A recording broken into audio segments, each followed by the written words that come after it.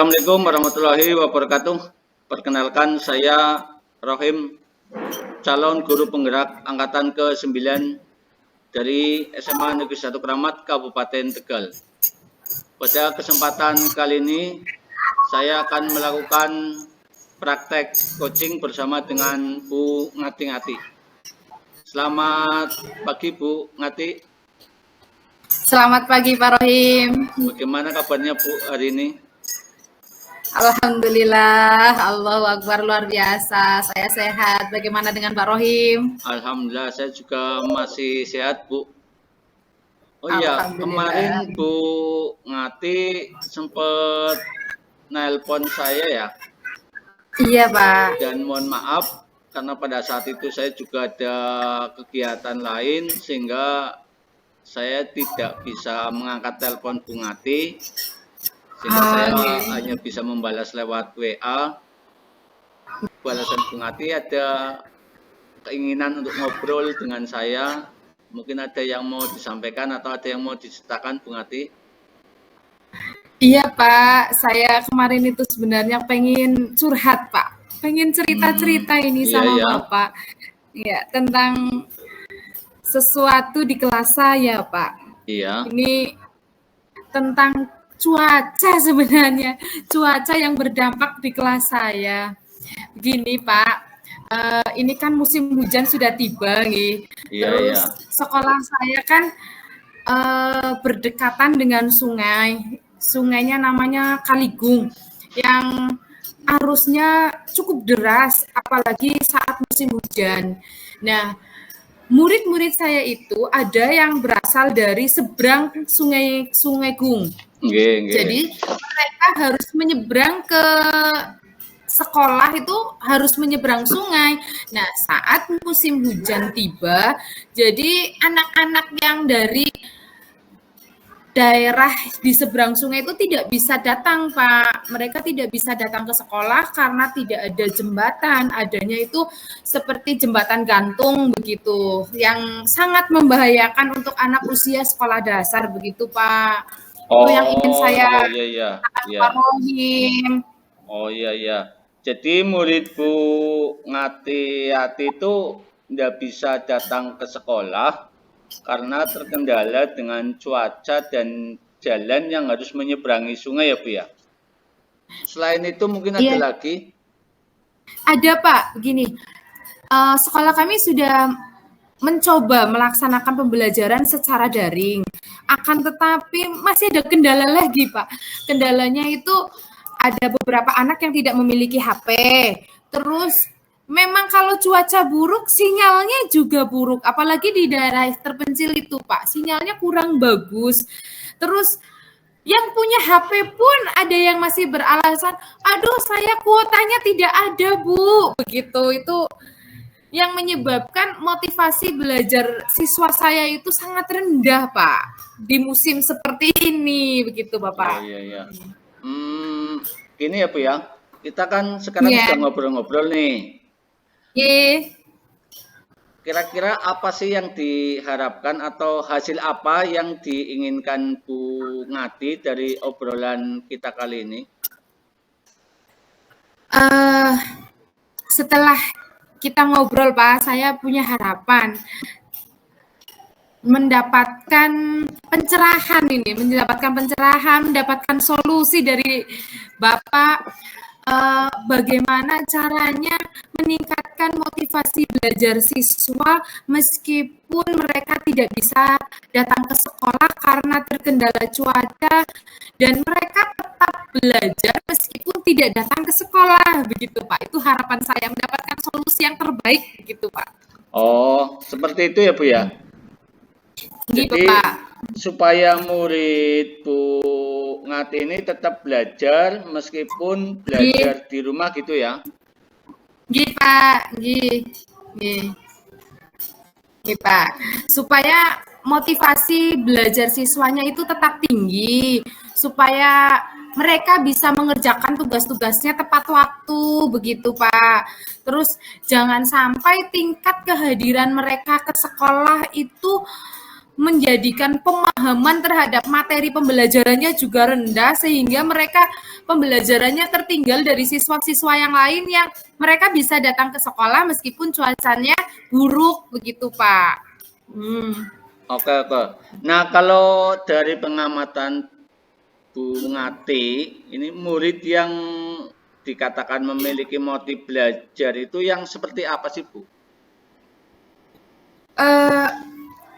Motivasi belajar pada anak yang tidak bisa datang ke sekolah dan pembelajarannya secara daring, menurut saya mereka mau lah ya Pak merespon apa yang saya sampaikan di grup WhatsApp begitu. Iya, Saya iya. di grup WhatsApp kan memberikan tugas, Iya. memberikan materi, setidaknya mereka mau merespon. Nah, itu ada beberapa anak yang tidak merespon sama sekali, Bapak. Jadi Oke, menurut oke. saya itu motivasi belajar yang mau merespon grup WhatsApp-nya. Wong ini pembelajaran secara daring begitu, Pak. Yeah. Oke, oke. Jadi aktif menurut Bu Ngati ini diartikan anak itu sering bertanya, kemudian Iya, mengerjakan tugas gitu ya, Bu ya? nggih, betul Ya, Bapak. selain itu apa Nggih. lagi, Bu?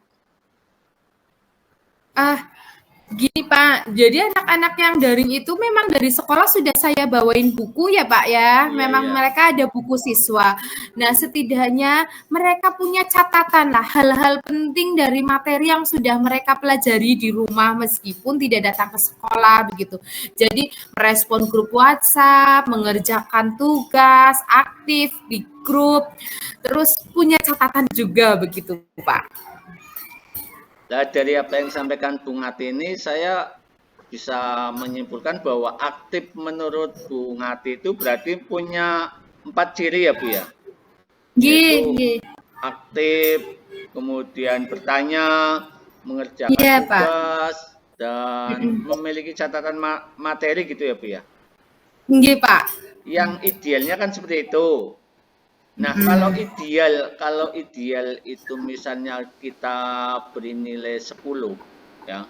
Sedangkan murid Bu Ati itu dalam belajarnya kalau dilihat dari angka 1 sampai 10, kira-kira menurut pandangan Bu Ngati itu murid Bu Ati di dalam rentang berapa ya, Bu ya?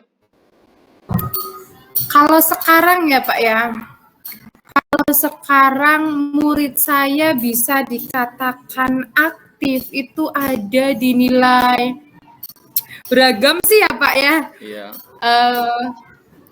Rata-ratanya saja ya Pak Iya, ya, rata-ratanya. baru 5 Pak. Baru 5, sekitar di angka 5 Pak. Berarti posisinya ada di angka 5 ya? Nah, Nggih menurut Pak. Bu Ngati itu apa sih kendalanya sehingga mereka itu kok hanya ada di angka 5? Faktornya ada banyak Pak, antara lain faktor keluarga. Kalau faktor keluarga ini kan di keluarga itu tidak semuanya memiliki HP. Mungkin di keluarga itu hanya satu yang memiliki HP itu orang Iya. tua, otomatislah anak akan kesulitan. Terus ekonomi juga, pendapatannya mereka kan masih fluktuatif begitu. Jadi bisa sekarang beli kuota, besok tidak. Itu faktor keluarga, Pak. Faktor ekonomi juga. Terus faktor lingkungan. Jadi di lingkungan situ kan masih di pedesaan. Anak-anak lebih suka bermain di lingkungannya. Meskipun hujan, mereka bisa datang ke tempat temannya, malah tidak bermain, tidak belajar, tapi malah hanya bermain HP saja. Itu di lingkungannya. Terus ada juga internet ya Pak ya, karena internetnya kurang bagus di cuaca yang hujan deras begitu Pak. Itu antara lain menyebabkan saya masih di level 5 begitu Pak. Wah, banyak juga ya Bu ya. Nah, oke Bu, Nggih, ini Pak. kan kalau melihat tantangan yang begitu banyak, ini untuk mencapai level 10 kan kelihatannya susah sekali ya Bu ya. Nggih Pak, susah, berat malah. Nah, kalau begitu Bu Ngati sendiri ingin menginginkan itu muridnya itu berada di level berapa Bu untuk motivasi belajar tadi? Pokoknya naik begitu ya. Kalau 10 memang berat, Pak. Setidaknya menurut saya di angka 7 saja. 7 saja dulu insya Allah sudah sangat baguslah untuk posisi di 7 begitu. Kalau Bu Ngati punya rencana, punya keinginan anak-anak Ibu level motivasi belajarnya berada di angka 7 ya. Lah, apa Nggih, sih nggih. kira-kira yang bisa dilakukan Bu Ngati untuk mencapai level angka 7 itu? Itu Bapak yang sedang saya pikirkan dan ingin saya diskusikan dengan Bapak begitu itu. Itu Pak Ya. masalahnya. Nggih. Kalau dari pengamatan Bu Ngati sendiri, rencananya murid-murid jenengan itu ingin diperlakukan seperti apa Bu saat belajar daring nanti?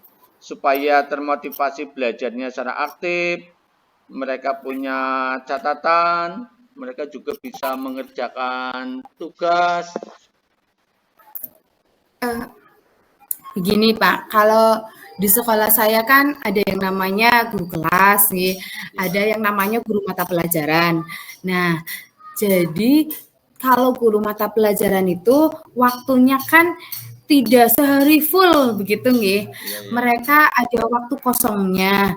Nah, guru mata pelajaran itu saya menginginkan ada pendampingan saat pembelajaran berkelompok. Jadi anak-anak yang ada di seberang sungai itu diajak untuk belajar secara kelompok dan didampingi oleh guru yang bisa datang ke seberang begitu Bapak.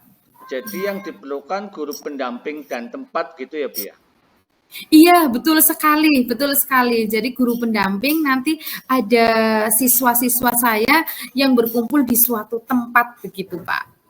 Terus kemungkinan yang dapat dilakukan dalam waktu dekat ini yang mana Bu? Hmm, yang bisa itu berkoordinasi Bapak dengan Bapak Ibu guru di sini itu untuk menjadwalkan dan mempertimbangkan pendampingan ini Bapak, berkoordinasi dengan rekan-rekan guru Pak. Selain koordinasi dengan rekan-rekan guru, mungkin ada lagi Bu yang bisa dilakukan dalam waktu dekat-dekat ini? Oh, tentu saja Pak, karena saya menginginkan mereka anak-anak itu bekerja kelompok, otomatis mengelompokkan anak-anaknya sesuai dengan daerahnya. Jadi yang agak ke selatan dikumpulkan di selatan, yang agak ke utara di utara begitu Pak. Mengelompokkan anak sesuai zona tempat tinggalnya Pak. Lah, Bu Ngati kan berarti sudah punya rencana aksi gitu ya, akan Oke berkoordinasi Pak. dengan teman sejawat, berkolaborasi, Iya. kemudian mengelompokkan siswa berdasarkan zonasi. Ini Iya. kapan itu bisa dilakukan, Bu Ngati? Menurut saya secepatnya Pak, secepatnya harus dilaksanakan ini Pak. Karena memang penting sekali sih nih Pak. Ya, untuk melaksanakan rencana aksi yang Bu Ngati ingin realisasikan itu kan tentunya Bu Ngati tidak bisa melaksanakan sendiri kan, Bu? Nggih Pak, nggih.